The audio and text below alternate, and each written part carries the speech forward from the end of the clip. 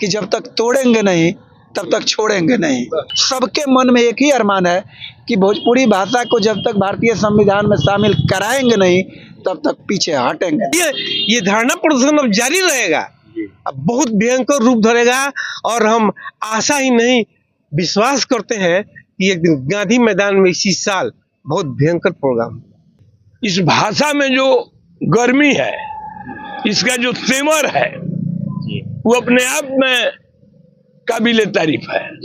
जब तक जिएंगे तब तक लड़ेंगे, और फिर बेटा से लड़वाएंगे, नाती से लड़वाएंगे। नमस्कार, मैं अजीत कुमार, आप देख रहे हैं डिजिटल दस्तक। देखिए, भोजपुरी भाषा को संविधान की 8वीं अनुसूची में शामिल करने के लिए बहुत एक लंबे अरसे से मांग चली आ रही है। वो देखिएगा कि दिल्ली का जंतर मंतर हो या बिहार का पटना हो या उत्तर प्रदेश का लखनऊ हो, ये लंबे अरसे से मांग चली आ रही है। सांसदों के द्वारा लोकसभा में भी आवाज बार बार उठाया जा रहा है, लेकिन सरकार इस बात को नहीं सुन रही है। उसी क्रम में आप देखिएगा कि पटना के गर्दनी बाग में भोजपुरी जन जागरण अभियान के तहत कुछ लोग यहाँ आए हैं, भोजपुरी भाषी हैं, भोजपुरी भाषा को 8वीं अनुसूची में शामिल करने के लिए। आइए देखिए, सर हैं दिल्ली से चलकर पटना आए हुए, इनसे बात करते हैं। क्या नाम हुआ सर? अभिषेक भोजपुरिया, भोजपुरी फिल्म अभिनेता हैं जी, कवि हैं, पटकथा वगैरह लिखते हैं। कहाँ के रहने वाले हैं सर?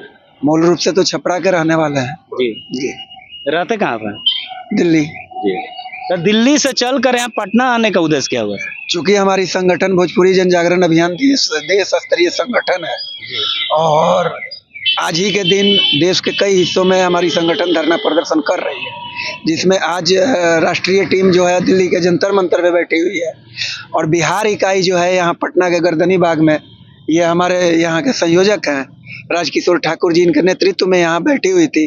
तो कोर कमेटी का निर्णय हुआ कि सेंटर से एक आदमी वहाँ पे पहुंचे, तो इस नाते मैं यहाँ पे उपस्थित हुआ हूँ। तो आप लोग की मांग क्या है? हमारी मांग है कि भोजपुरी भाषा को भारतीय संविधान में शामिल किया जाए।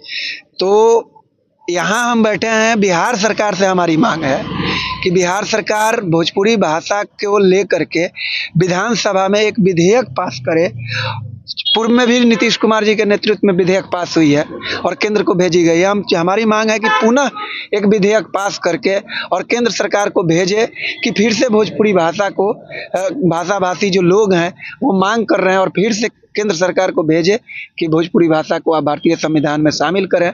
और जैसा कि केंद्र में जो सरकार है वो बिहार में जदयू भी शामिल है, वहाँ भी शामिल है, तो अगर दोनों का आपसी सहयोग बने, माननीय नीतीश कुमार जी अगर एक मनोवैज्ञानिक दबाव बनाए, बात रखें, तो ये भाषा जल्द ही केंद्र सरकार सुन सकती है और शामिल कर सकती है।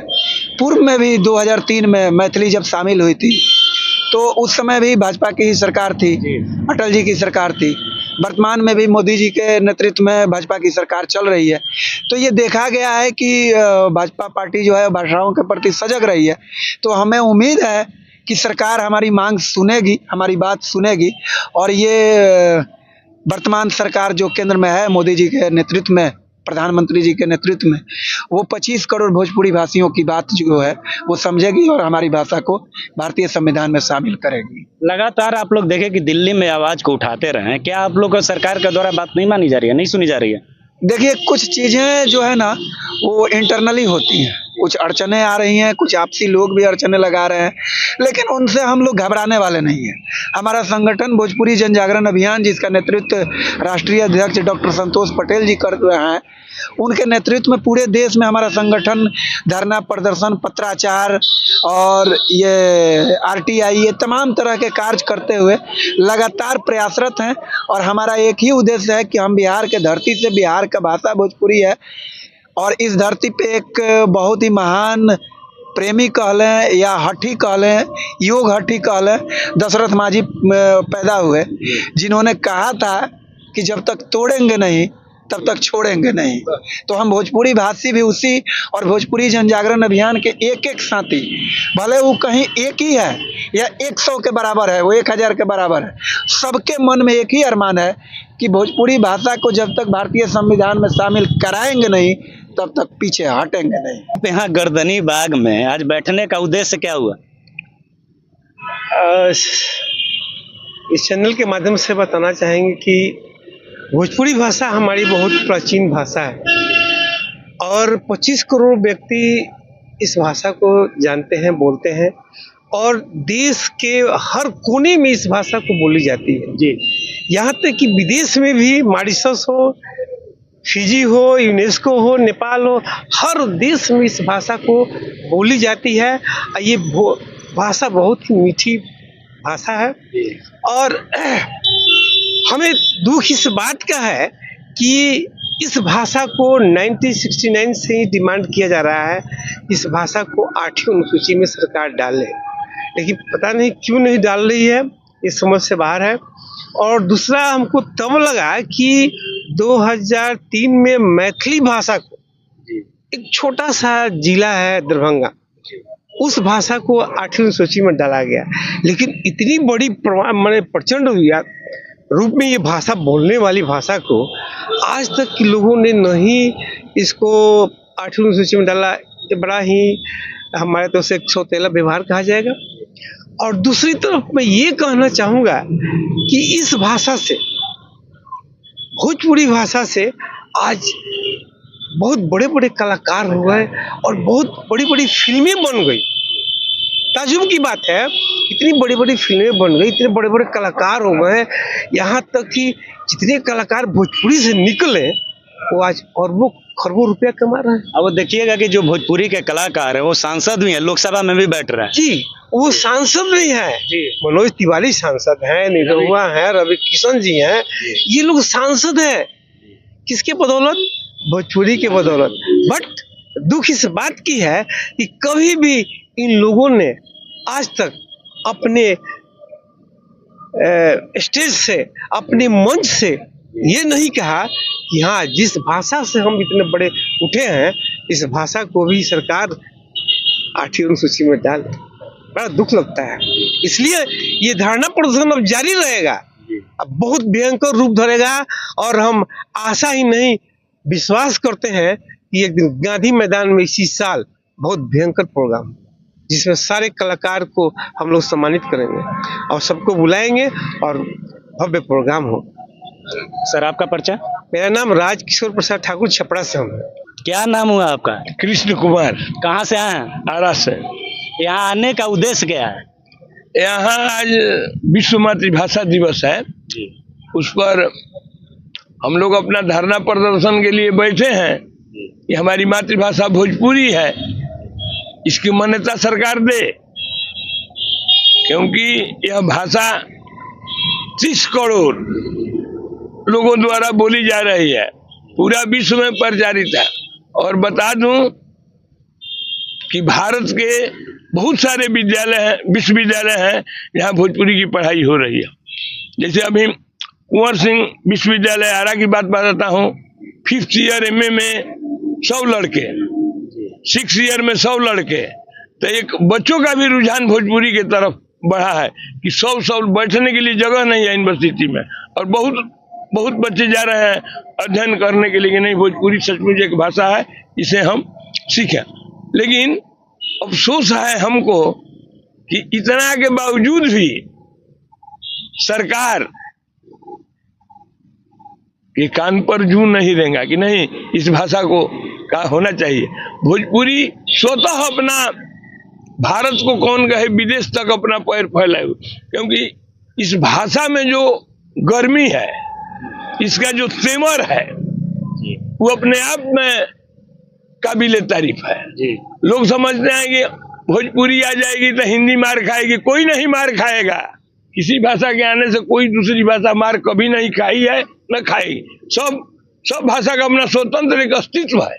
तो वहां पर भोजपुरी का जो सवाल है, तो भोजपुरी तो भाई अपने आप चलने वाली भाषा है, इसको कुछ नहीं सपोर्ट चाहिए। जैसे बता रहा हूँ, लंगट कॉलेज में, बिहार यूनिवर्सिटी में सर आए हैं छपरा से, इनके भी कॉलेज में, वहाँ जामिया मिलिया में, नालंदा ओपन विश्वविद्यालय में, और आरा में तो कहना ही नहीं है।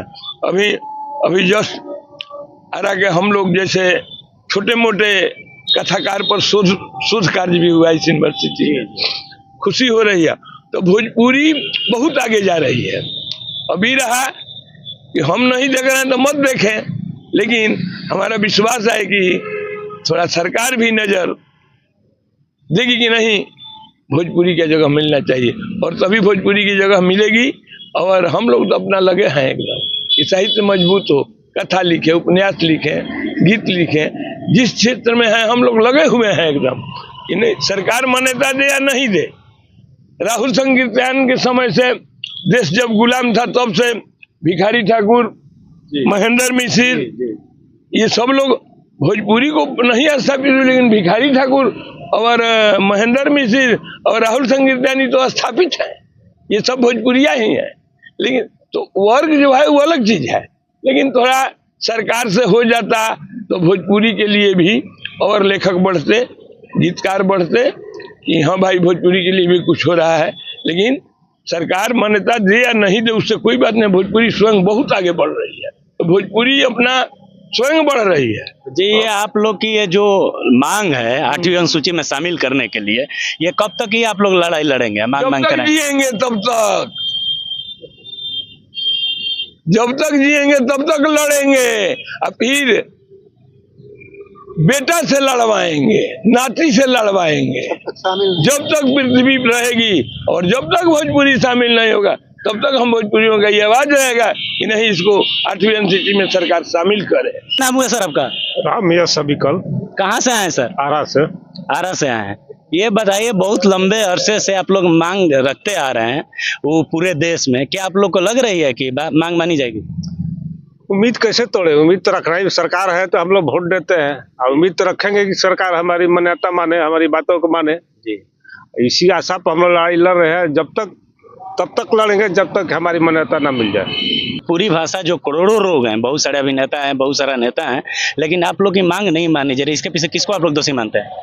इसके पीछे दोषी कुछ आपसी ग्रुप जो है वो लोग कुछ दोषी है।